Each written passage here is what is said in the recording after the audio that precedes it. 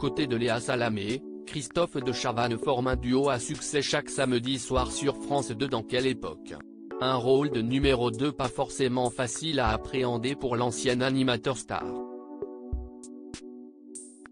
Si est-il le succès surprise de cette rentrée télé? Avec 1,2 million de téléspectateurs de moyenne et 16% de part de marché, Quelle époque fait mieux que Laure Ruquier et On est en direct, la saison dernière.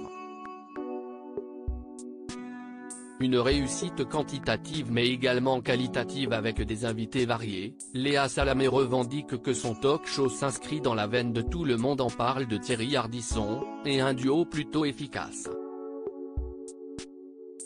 Car sur le papier, le tandem Salamé de Chavannes a pu, au lancement de l'émission, faire douter certains.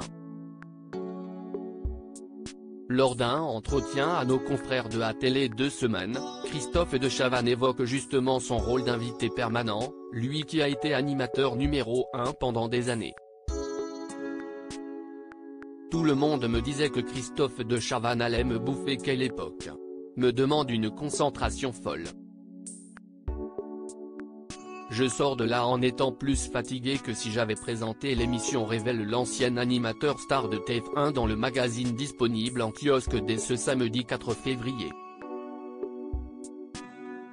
Un engagement que salue chaudement Léa Salamé tout en avouant avoir douté de leur réussite. Christophe prend le job très au sérieux. Il m'appelle régulièrement également pour me donner des conseils et se plaît à me voir progresser. Deux choses me touchent chez lui, il est à la fois généreux et dans la transmission. Il pensait que la télé c'était fini pour lui, mais de Chavannes est devenu hype.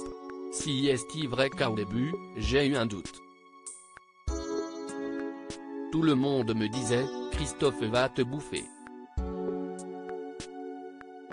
Si est-il un sujet qu'on a immédiatement abordé avec lui, de savoir s'il acceptait le deal de ne pas être le numéro 1, lui qu'il a été pendant 30 ans.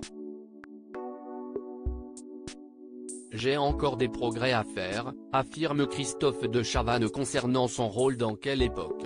Avec franchise, Christophe de Chavannes reconnaît d'ailleurs que ce nouveau poste n'est pas forcément évident pour lui. Quand vous avez été meneur de meute, c'est compliqué de devenir le deuxième. J'ai encore des progrès à faire. Sur les premières émissions, j'ai été mauvais. Heureusement qu'il y avait du montage. Je me lâche davantage maintenant.